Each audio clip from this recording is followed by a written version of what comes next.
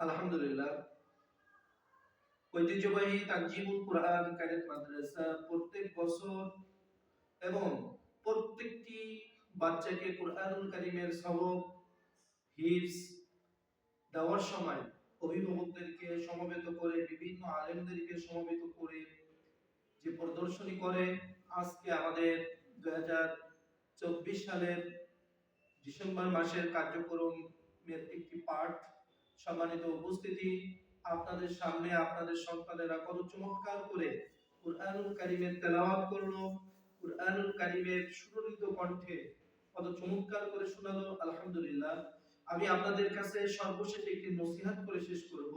সেটি হচ্ছে, এই কাল কিয়ামতের মাঠে আল্লাহ রাসূল সাল্লাল্লাহু আলাইহি ওয়াসাল্লাম বলেছেন, যখন মানুষ প্রচন্ড কষ্টের ভিতরে থাকবে, তার কোনো উপায় থাকবে না, সেম টাইমে আল্লাহ পাক রব্বুল আলামিন কুরআনুল কারীমের হাফেজদের জন্য 70,000 গেট বিশিষ্ট একটি স্থানকে প্রস্তুত করবেন। সকলে বলে সুবহানাল্লাহ। সেই প্রত্যেকটি গেটে 70,000 ফেরেশতা থাকবে।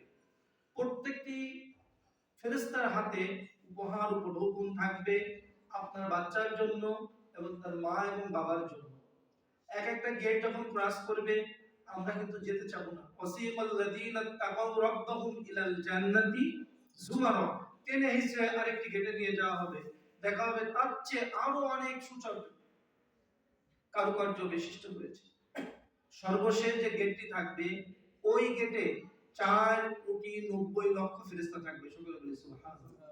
সকল ফেরেশতা আপনাদের জন্য উপহার নিয়ে অপেক্ষমান থাকবে।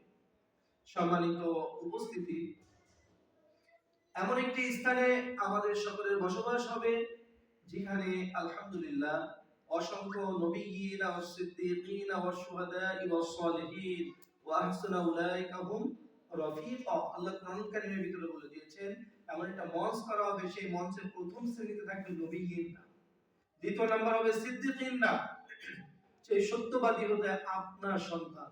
কোরআন নিয়ে যারা কথা বলে, কুরআনুল কারীম নিয়ে যারা চলাফেরা করে, এরাই হলো সত্যবাদী। ওয়াশুহাদা, শহীদরা থাকবে, ওয়াসসালিহিন, আপনারা। কারণ আপনার পকেটের অর্থ ব্যয় করে বাচ্চাকে কুরআনুল কারীমের মারকাজে আপনারা ভর্তি করিয়েছেন, এইজন্য আপনারা হলেন রফিকিন, বন্ধুগণ। সম্মানিত উপস্থিতি, সেই জায়গায় দুটো মঞ্চ থাকবে। একটা মঞ্চ থাকবে সাইয়েদনা মুহাম্মদুর রাসূলুল্লাহ সাল্লাল্লাহু আলাইহি ওয়াসাল্লামের জন্য, আরেকটা মঞ্চ থাকবে স্বয়ং আল্লাহ পাক রব্বুল আলামিনের জন্য। সেই মঞ্চে দাউদ আলাইহিস সালাতু ওয়াস সালাম কুরআনুল কারীমের সূরাতুল মুলক তেলাওয়াত করবে। আল্লাহ নবী সাল্লাল্লাহু আলাইহি ওয়াসাল্লাম নিজেই সেই মঞ্চে সূরাতুর আর রহমান তেলাওয়াত করবে।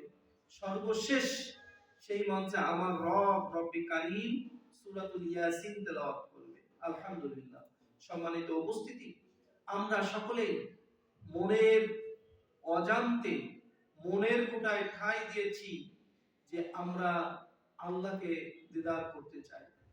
ইনশাআল্লাহ আল্লাহর কাছে আমরা দোয়া কামনা করছি, আল্লাহর কাছে আমরা দয়া কামনা করছি, আল্লাহর মেহেরবানিতে আমরা যেন ওই কাতারের ভিতরে শামিল হতে পারি। সকলে বলে আমিন। সম্মানিত উপস্থিতি, ইতিপূর্বে আপনারা দেখেছেন আমাদের প্রত্যেকটি অনুষ্ঠান আমরা কার্যক্রম করে থাকি, যে আমাদের এই অনুষ্ঠান